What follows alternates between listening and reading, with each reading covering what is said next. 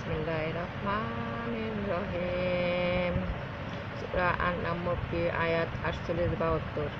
রাসূলগণকে তো শুধু সুসংবাদবাহী ও সতর্ককারী রূপে প্রেরণ করেছি। কেউ বিশ্বাস করলেও নিজেকে সংশোধন করলে তার কোনো ভয় নেই এবং সে দুঃখিত হবে না। যারা মিথ্যা বলেছে আমার নিদর্শনকে সত্য ত্যাগের জন্য তাদের উপর শাস্তি অর্পিত হবে।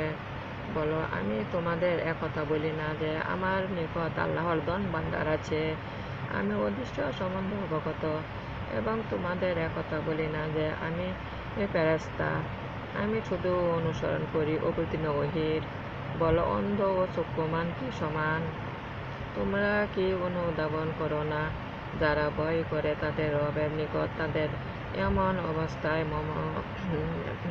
সমবেত করা হবে যে তিনি ভিন্ন কোনো বন্ধু বা সুপারিশকারী থাকবে না। তুমি কোরআন দ্বারা সতর্ক করো, হয়তো তারা সাবধান হবে। যারা তাদের রব তার সন্তুষ্টি লাভার্থে ডাকে প্রাতেও সন্ধ্যায় তাদের তুমি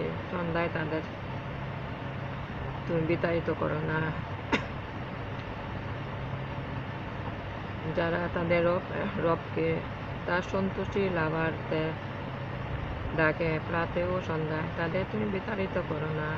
তাদের কর্মের জবাবদিহির দায়িত্ব তোমার নয়, এবং তোমাকে কোনো কর্মের জবাবদিহির দায়িত্ব তাদের নয় যে তুমি তাদের বিতাড়িত করবে।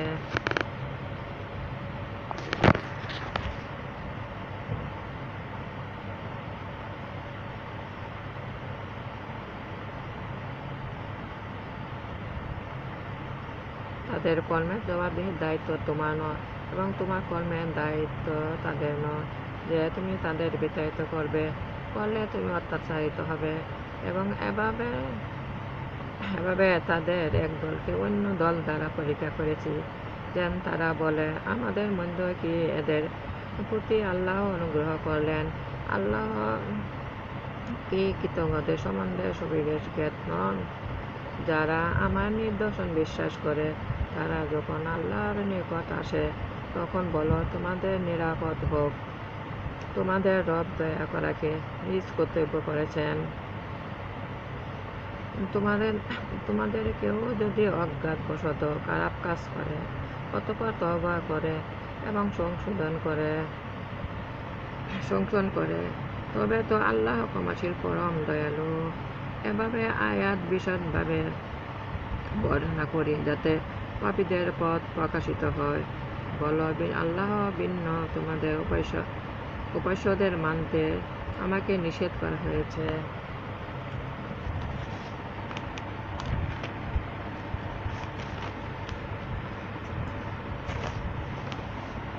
বলো, আমি তোমাদের প্রবৃত্তির অনুসরণ করি না, করলে আমি বিপদগামী হব এবং সৎ পথ প্রাপ্তদের দলে থাকব না। বলো, আমি আমার রবের স্পষ্ট প্রমাণের উপর নির্ভরশীল, অথচ তোমরা এটিকেই মিথ্যা করেছ। তোমরা যা চাচ্ছ তা যদি আমার নিকট নেই, প্রকৃত তো আল্লাহরই, তিনি সত্য বিবৃত করেন এবং তিনি শ্রেষ্ঠ মীমাংসাকারী। বলো, তোমরা যা সত্য চাচ্ছ তা যদি আমার নিকট থাকত, তবে আমারও তোমাদের মধ্যে মীমাংসা হয়ে যেত। আল্লাহ জালেমদের সম্বন্ধে সবিশেষ জ্ঞাত, তারই কাছে অদৃশ্য চাবি রয়েছে, তিনি ভিন্ন কেউ জানে না।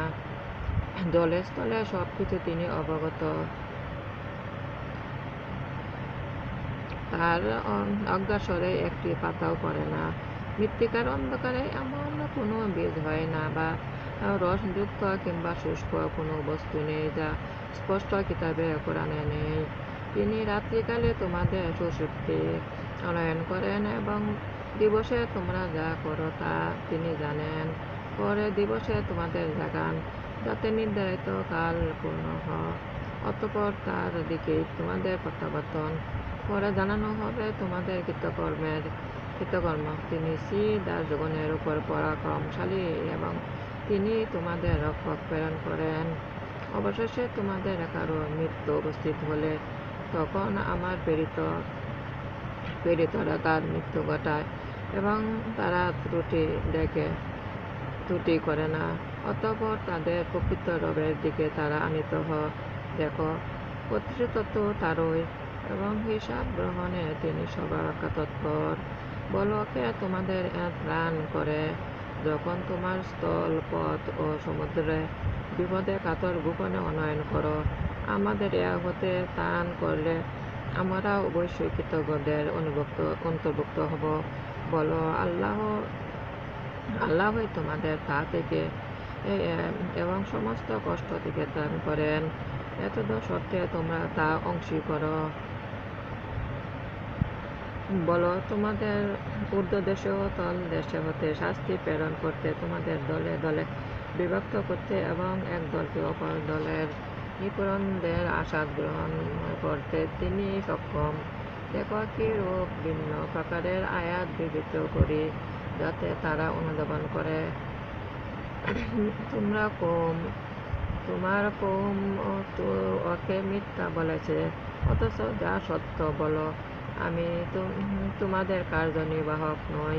প্রত্যেক বার্তা নির্ধারিত কাল রয়েছে এবং শীঘ্রই তোমার আঘাত হবে। তুমি যখন দেখো তারা আমার নিদর্শন সম্বন্ধে নিরর্থক আলোচনা মগ্ন হয়, তখন তুমি দূরে সরে পড়বে যে পর্যন্ত তারা অন্য প্রসঙ্গে প্রবৃত্ত হয়। এবং শয়তান যদি তোমাকে ভ্রমে ফেলে, তবে স্মরণ হওয়ার পর অত্যাচারী কৌমের সাথে বসবে না। ওদের কর্মের জবাবদিহি তাদের নয়। যারা মুত্তাকি তবে উপদেশ দেয়, তাদের কর্তব্য যাতে ওরা সাবধান হয়। যারা তাদের ধর্মকে ক্রীড়া কৌতুক রূপে গ্রহণ করে এবং পার্থিব জীবন যাদের প্রতারিত করে, তুমি তাদের সঙ্গ ত্যাগ করো এবং কোরআন দ্বারা তাদের উপদেশ দাও, যাতে কেউ নিজ কৃতকর্মের জন্য ধ্বংস না হয়। আল্লাহ ব্যতীত তার কোনো বন্ধু বা সুপারিশকারী থাকবে না। বিনিময়ে সব কিছু দিলেও গৃহীত হবে না। এরাই কৃতকর্মের জন্য ধ্বংস হবে। অবিশ্বাস করার কারণে ওদের জন্য রয়েছে অত্যন্ত গরম পানি ও মর্মন্তুদ শাস্তি। বলো, আল্লাহ ব্যতীত আমরা কি এমন কিছু ডাকব যা আমাদের কোনো উপকার কিংবা অপকার করতে পারে না?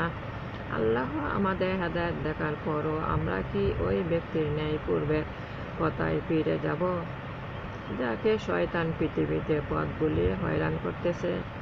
যদিও তা সহজ দেখে বলে, আমাদের নিকট এসো। বলো, আল্লাহর পথ এবং আমরা বিশ্ব জগতের রবের নিকট আত্মসমর্পণে অধিষ্ঠ হয়েছি এবং নামাজ পড়ো এবং তাকে ভয় করো। তারই নিকট তোমাদের সমবেত করা হবে। তিনি যথাবিধি আকাশ ও পৃথিবী সৃষ্টি করেছেন।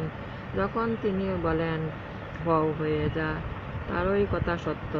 যেদিন সিংহা ফুৎকার দেওয়া হবে, সেদিনকার কর্তৃত্ব তো তারই। অদৃশ্য সব কিছু সম্বন্ধে তিনি পরিজ্ঞাত এবং তিনি প্রজ্ঞাময়, সর্বজ্ঞ। আমার নামাজ, আমার উপাসনা, আমার জীবন, আমার মরণ সবই আল্লাহর। আমি আল্লাহর কাছে আত্মসমর্পণ করলাম। আল্লাহর আনুগত্য করব, রাসূলের আনুগত্য করব, আল্লাহর উপদেশ মানব, আল্লাহকে দিব উত্তম ঋণ।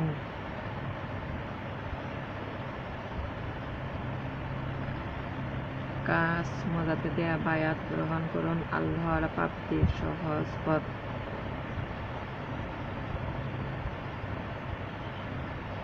আমরা যদি আল্লাহর কাছে দোয়া করি, তখন হযরত মুহাম্মদ সাল্লাল্লাহু আলাইহি সাল্লাম এর ওসিলা আল্লাহর কাছে আমরা মোনাজাত করব। আমাদের জন্য, আমাদের আত্মীয় স্বজন যারা বেঁচে আছেন, উম্মতে মুহাম্মদীরা যারা বেঁচে আছেন, যারা মারা গেছেন, সবার জন্য দোয়া করব। বলবো যে আমার প্রিয় নবী হযরত মুহাম্মদ সাল্লাল্লাহু আলাইহি ওয়াসাল্লাম এর ওসিলা আমাদের সবাইকে ক্ষমা করুন। আল্লাহর প্রাপ্তির সহজ পথ, কাজ মুজাদ্দেদ দিয়ে বায়াত গ্রহণ করুন।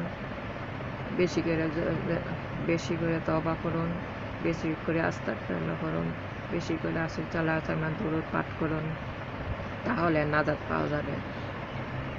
আসসালামু আলাইকুম। বিসমিল্লাহির রহমানির রহিম। লা ইলাহা ইল্লাল্লাহু